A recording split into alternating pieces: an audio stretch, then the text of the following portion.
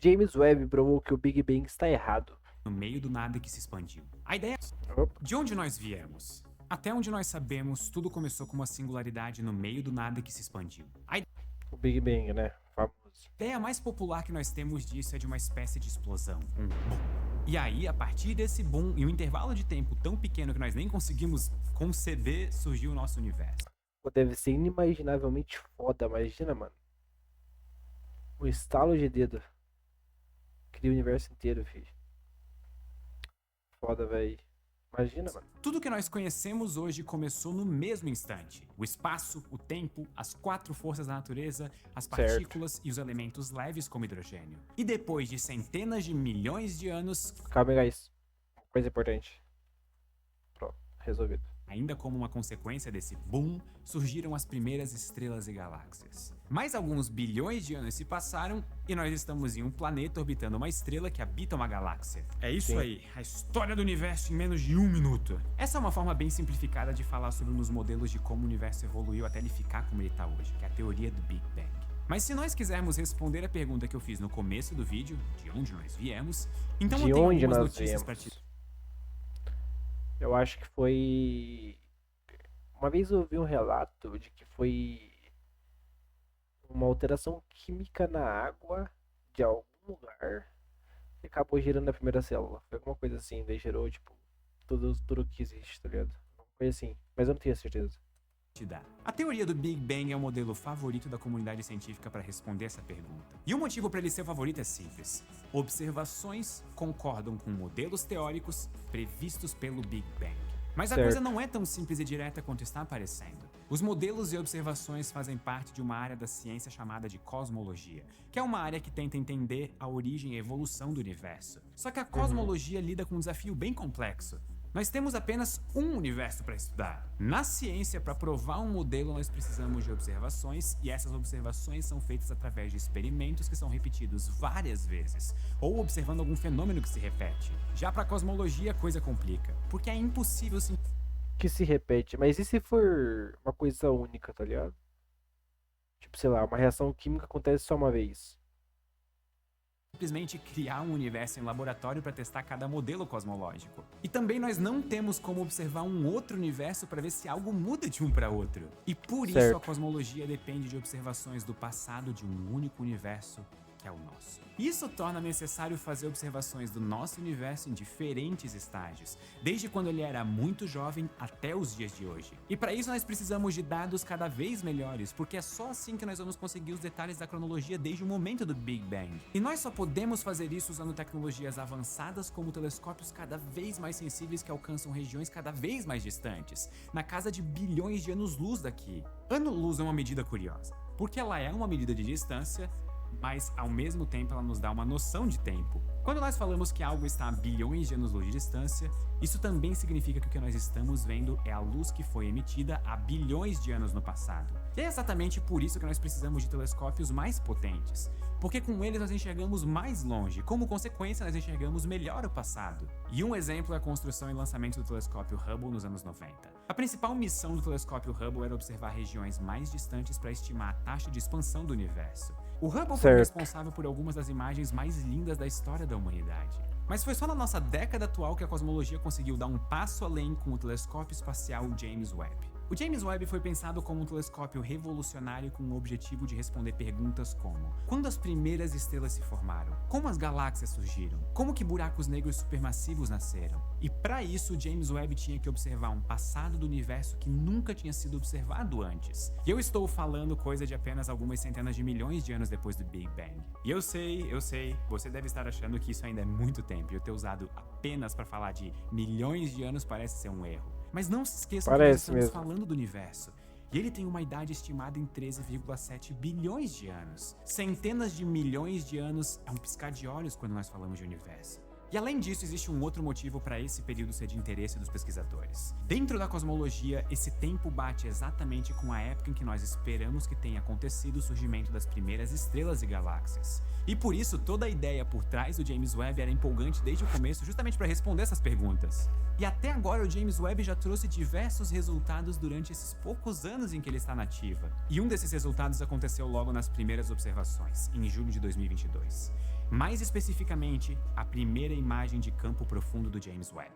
Alguns astrônomos começaram a perceber um problema logo nessa primeira imagem, algo que não era esperado pela nossa teoria. As galáxias eram muito maiores do que nós esperávamos que elas seriam. Isso cria um problema porque no nosso modelo mais aceito de evolução de galáxias, não haveria tempo para elas terem chegado até aqueles tamanhos. Então, ao mesmo tempo que isso levantou um ponto de interrogação para os astrônomos, não demorou muito tempo para outras pessoas começarem a afirmar que a teoria do Big Bang estava errada. Se as galáxias não tiveram tempo para ficar... O Big Bang tá errado só porque a galáxia é a galáxia. Só porque a galáxia é maior do que ela era prevista. Tão grandes assim, considerando que o universo era jovem, então o universo deve ser bem mais velho do que nós achávamos. Ah, faz sentido. A teoria do Big Bang deveria estar errada. E essa foi basicamente a linha de raciocínio que muitos fizeram que acabou viralizando na internet. Não é raro até hoje você encontrar pessoas afirmando que o James Webb provou que o Big Bang não aconteceu. Mas será mesmo que foi isso que aconteceu? Será que o James Webb provou que o Big Bang não aconteceu? Ou será que existe uma explicação melhor para esses resultados que de fato deixaram astrônomos com problema nas mãos? Spoiler, talvez algumas coisas da astronomia vão mudar completamente, mas não do jeito que você está pensando agora. Ah, e se você está assistindo esse vídeo, você gosta de ciência. E se você gosta de ciência, você provavelmente gostaria de vestir o universo. Essas camisetas que eu uso nos vídeos estão com 15% de desconto na Lowe's se você usar o cupom Ciência Todo Dia. É só clicar no link aqui da descrição. Agora de volta ao vídeo. Para começar, a teoria do Big Bang é mais um nome popular que acabou pegando. Tipo, partícula de Deus. Na realidade, a teoria do Big Bang está associada com um modelo matemático chamado Lambda-CDM. Nós podemos traduzir Lambda-CDM da seguinte maneira. Lambda é a letra grega, e ela representa a constante cosmológica. E CDM é a abreviação para Cold Dark Matter, ou matéria escura fria em português. A constante cosmológica é um parâmetro que está relacionado com a expansão do universo. E lembre-se que a expansão do universo tem uma relação com energia escura. Então, calcular a constante cosmológica muitas vezes está associado ao estudo da energia escura. A constante está presente nas equações da relatividade geral de Einstein. E essas equações são usadas para descrever como que o espaço-tempo se comporta, inclusive a sua expansão. E eu sei que sempre que nós falamos dessas equações, nós falamos sobre distorção do espaço-tempo como buracos negros. Mas a importância dessas equações vai muito além, inclusive para descrever o universo como um todo. Essas equações não são exatamente simples e elas apresentam alguns parâmetros, entre eles a constante cosmológica. Originalmente ela foi introduzida pelo próprio Albert Einstein para contrabalancear o efeito da gravidade nas equações, mas ele descartou essa ideia alguns anos depois, assumindo que a constante estava errada e não faria sentido colocá-la ali. E no final do século passado veio a prova de que o universo não só está se expandindo, como ele se expande de maneira acelerada. E essa aceleração seria causada por um efeito repulsivo, oposto ao da gravidade, da mesma forma que Einstein pensava no início do século passado quando ele usou a constante cosmológica. E com isso, os astrônomos introduziram novamente a constante nas equações. E é daí que veio aquela piada de que mesmo quando Einstein erra, ele acerta. Já a parte de matéria escura fria do nome se relaciona com matéria escura. Nesse modelo, a matéria... Pera, mas será que ele não... Será que ele errou mesmo? Ou ele pensou em alguma coisa que, putz, algo tá errado aqui, então esse algo pode acabar afetando? Ah, sei lá, mano, aí você é no gênio mesmo. Escura é não colisional, com velocidades baixas. Nem opinião que consigo dar, tá ligado? De tão pouco que eu sou, velho. O modelo Lambda-CDM já conseguiu prever de forma correta diversas descobertas. Alguns exemplos são a radiação cósmica de fundo em micro-ondas, a quantidade de elementos como hidrogênio e hélio e a própria aceleração da expansão do universo. Além disso, a distribuição de galáxias no universo, que nós chamamos de estrutura de larga escala, também já era prevista por esse modelo. Então é por isso que o Lambda-CDM é um dos modelos favoritos entre cosmólogos e astrônomos. Ele tem uma bagagem de previsões bem-sucedidas e cada vez é testado com observações mais e mais detalhadas. Por causa disso, o Lambda-CDM é o modelo preferido para conseguir explicar a origem e evolução do universo. Mas qual tipo de evolução que o modelo prevê? Vamos supor que eu te mostre um balão que já está um pouco cheio e eu continue a encher. Você observa ele se expandir e se você imaginar o passado dele, você assume que em um dado momento no passado ele estava vazio. Você nem precisa ter visto ele vazio para tirar essa conclusão. Quando você observa ele se enchendo e se expandindo, você automaticamente rebobina na sua cabeça e chega nessa conclusão. Ele não vai estar vazio. O universo seria como um balão. Se nós estamos vendo ele se expandir, nós sabemos que no passado o universo era menor, então nós podemos assumir que em um dado ponto ele era tão pequeno, mas tão pequeno, que era apenas uma singularidade. Um ponto no meio do nada. E desse ponto teria começado toda a expansão que nós vemos até hoje. Essa é a famosa explosão que levou o nome de Big Bang. Nesses primeiros momentos após o Big Bang, o universo era quente o suficiente para que tudo estivesse na forma de plasma. Plasma é um estado da matéria em que as temperaturas são altas o suficiente para ionizar os elementos. Pouca gente sabe, mas o universo teve duas acelerações e a primeira delas aconteceu nesses primeiros momentos e levou o nome de inflação. Na inflação, o universo foi do tamanho de uma laranja até o tamanho de uma galáxia em um período entre 10 elevado a menos 32 e 10 elevado a menos 33 segundos. Se você estivesse vendo o universo nessa época, você nem conseguiria perceber o momento em que ele deixou de ter o tamanho de uma laranja e virou do tamanho de uma galáxia. Para você, isso Caralho. seria instantâneo. Esse é o nível da inflação. E após a inflação, o universo continuou se expandindo e com isso ele foi se esfriando e deixando de ter temperaturas tão altas a ponto de ionizar os elementos. Dessa forma, dos primeiros minutos até os primeiros 300 mil anos, os átomos se formaram. A princípio, hidrogênio neutro foi formado e depois átomos de hélio. As primeiras moléculas, que eram compostas principalmente de hidrogênio e ou hélio, como hidrogênio molecular. Será que o universo ainda tá esfriando mais? Porque pensa, se ele esfriou a ponto de criar átomo, se ele se expandir mais, ele poderia criar novos elementos? Não sei.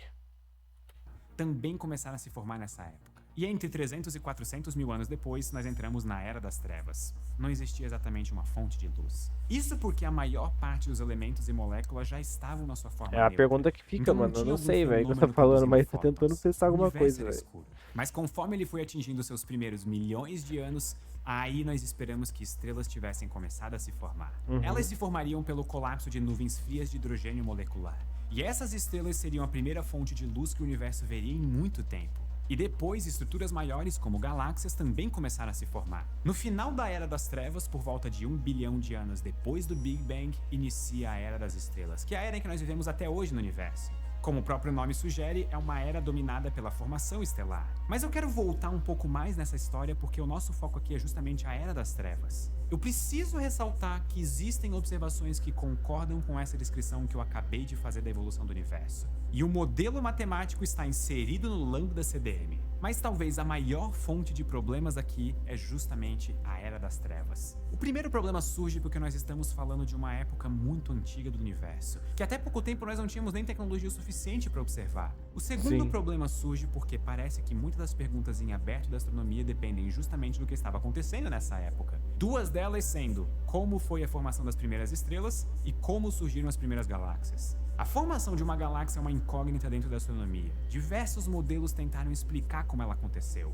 mas a falta de observações deixava todos esses modelos com um ponto de interrogação no final. Elas se formaram através de um modelo hierárquico, onde estruturas menores foram se juntando formando a galáxia, ou através de um modelo monolítico, onde a galáxia se formou de uma vez logo depois do colapso de uma nuvem de gás grotesca. Foi o buraco negro supermassivo que foi puxando matéria e formando pequenos blocos de estrelas, ou a galáxia já era formada e aí o buraco negro só foi empurrado até lá através de algum, empurro gravitacional? Essa é tipo a versão astronômica da pergunta de quem veio primeiro, o ovo ou a galinha. Quem que veio Caralho. primeiro, o buraco negro ou a galáxia? O próprio telescópio Hubble foi usado numa tentativa de observar essa época no universo. Mas quando o Hubble observou galáxias antigas, ele encontrou galáxias pequenas e não muito massivas. Essas galáxias concordavam melhor com o modelo hierárquico de formação de galáxias. Só que o Hubble não era um telescópio focado para observar regiões muito distantes. Ele não foi construído com esse intuito. Então não tinha como saber se o que eles estavam observando era realmente uma prova de que o modelo hierárquico era o correto. Por isso era preciso um novo telescópio que tivesse tecnologia o suficiente para enxergar o mais longe possível. E esse era o James objetivo de Webb. observar essas primeiras galáxias, as primeiras estrelas, para finalmente pôr um ponto final na discussão de como as galáxias se formaram. Certo. E aí nasceu a ideia do telescópio espacial James Webb. James Webb Mas- Space Telescope, ou telescópio espacial James Webb, é considerado como o sucessor do telescópio Hubble. Mas é importante deixar claro que eles possuem diferenças entre si e objetivos diferentes. Então essa frase não é muito correta. A primeira diferença é que o James Webb observa em comprimentos de onda no infravermelho. Já o Hubble observa no óptico e apenas uma pequena região do infravermelho. Outra diferença é que o James Webb foi criado com o objetivo de observar a primeira luz do universo, que é justamente esse período na Era das Trevas entre 100 até 400 milhões de anos depois do Big Bang. O Hubble tinha como objetivo medir a taxa de expansão do universo, observando diferentes épocas do nosso universo. O James Webb tem cerca de 6 vezes mais área de captura de luz do que o telescópio Hubble. E isso faz com que ele tenha mais sensibilidade e maior qualidade, porque capturando mais fótons, mais detalhes são capturados dos objetos que estão sendo observados. Mas com certeza, o grande diferencial é o intervalo de luz que o James Webb observa. E esse intervalo possibilita enxergar ainda mais longe do que qualquer outro telescópio. Sendo mais específico, o James Webb observa nos comprimentos de onda entre 600 até 28.500 nanômetros. E esses comprimentos se encaixam na região do espectro chamada de infravermelho. Você pode estar se perguntando, por que observar no infravermelho?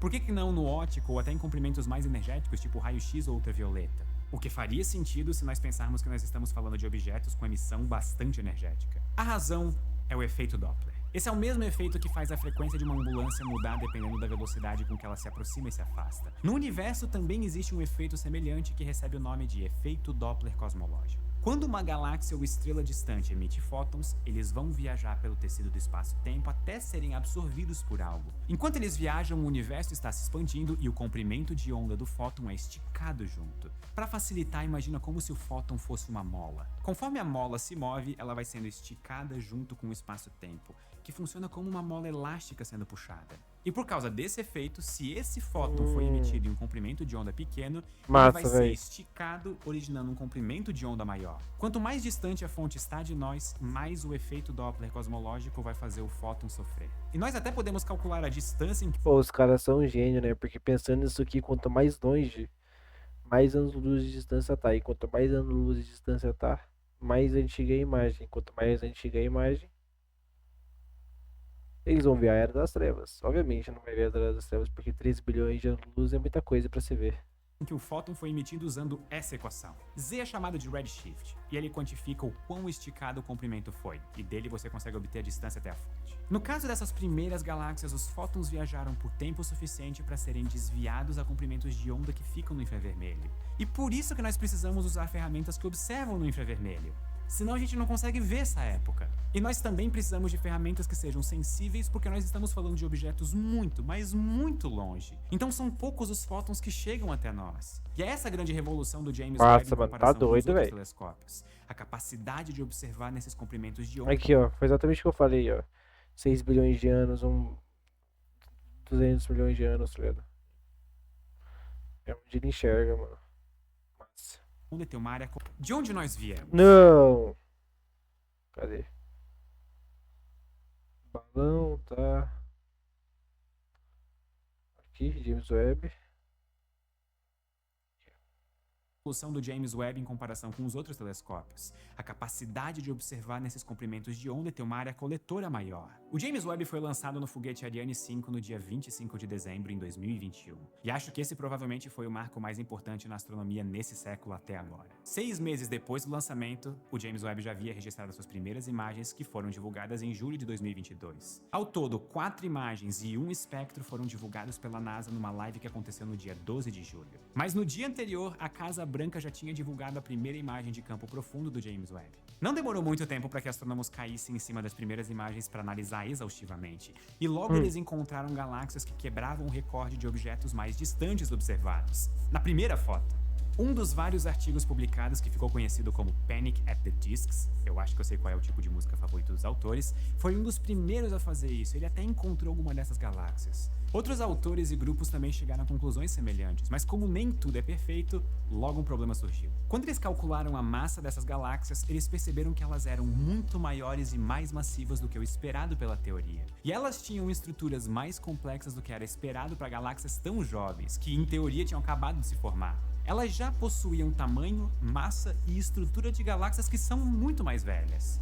Elas deveriam ser pequenas, elas deveriam ser pouco massivas, elas também deveriam ser desestruturadas, como o Hubble tinha deixado a impressão. O problema é, se elas se formam lentamente com estruturas pequenas se juntando em bilhões de anos, como que elas já eram grandes com o universo sendo tão jovem? O universo nem tinha chegado a 1 bilhão de anos, então não tinha tempo para essas estruturas tão grandes se formarem. Caralho. Em resumo, as galáxias eram muito mais avançadas segundo o nosso conhecimento de evolução de galáxias.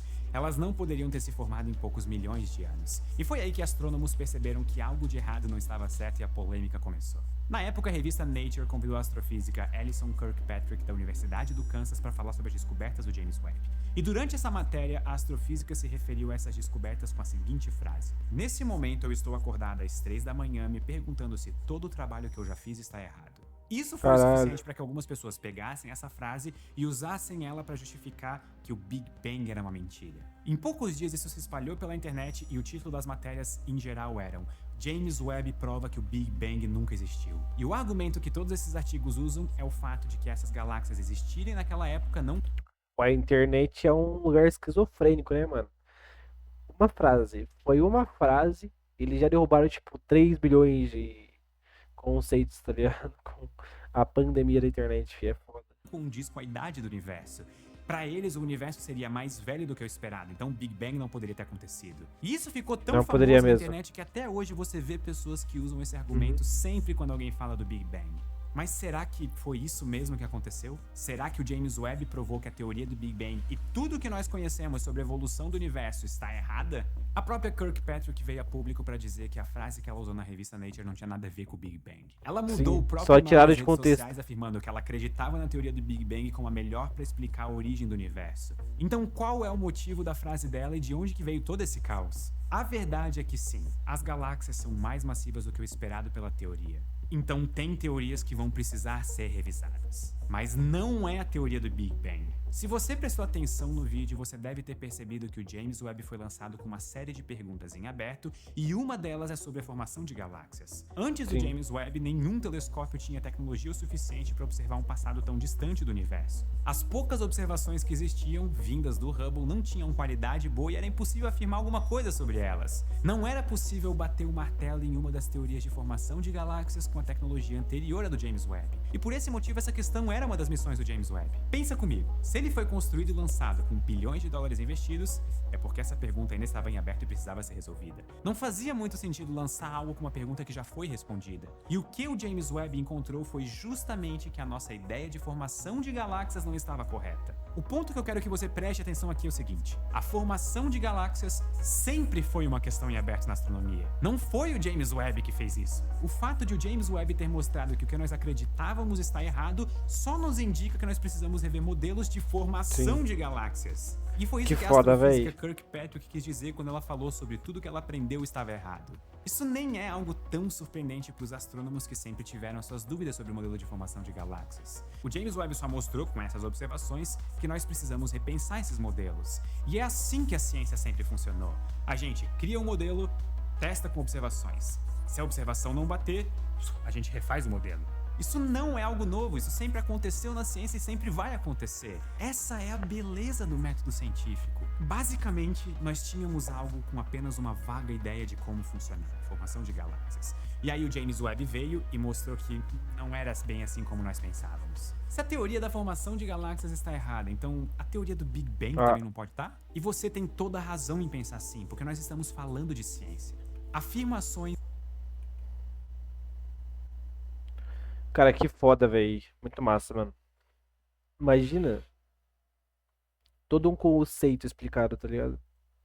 devem sim ser questionadas e eu fico muito feliz que você tenha se feito essa pergunta. E eu quero te mostrar mais um lado incrível da ciência, o do porquê Qual lado existem incrível da modelos ciência? mais aceitos do que outros.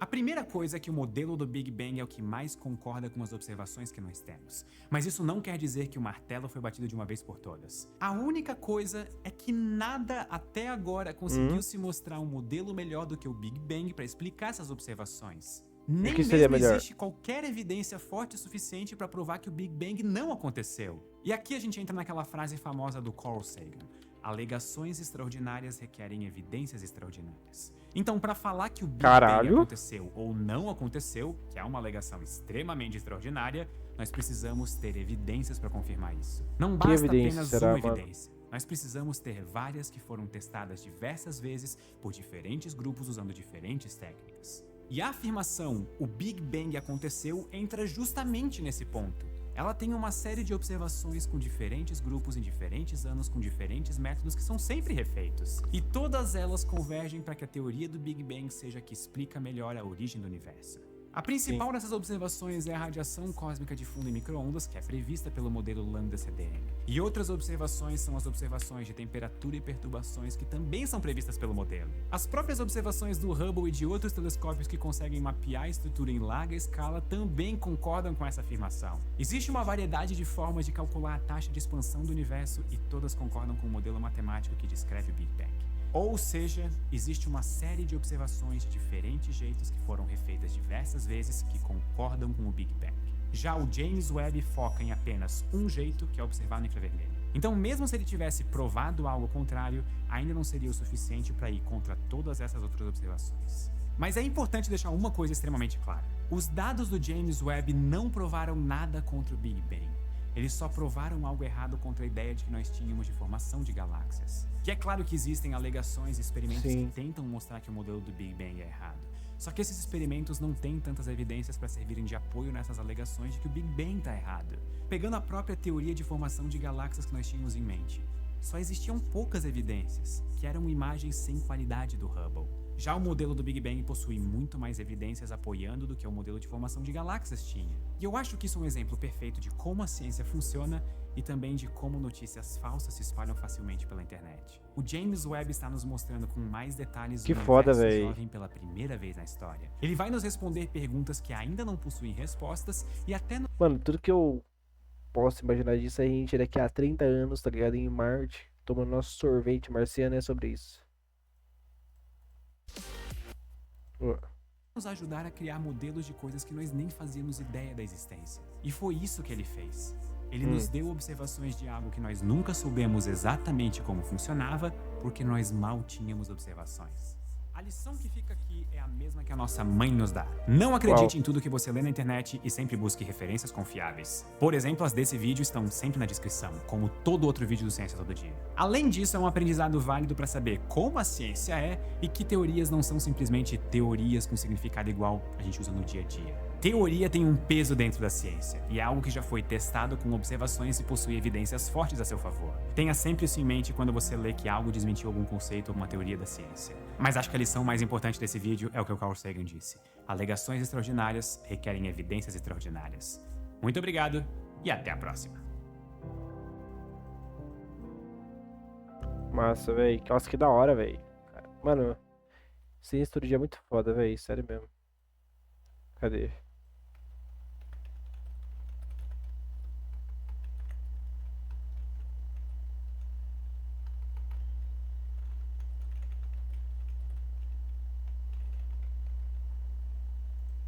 É isso, velho. É isso, guys.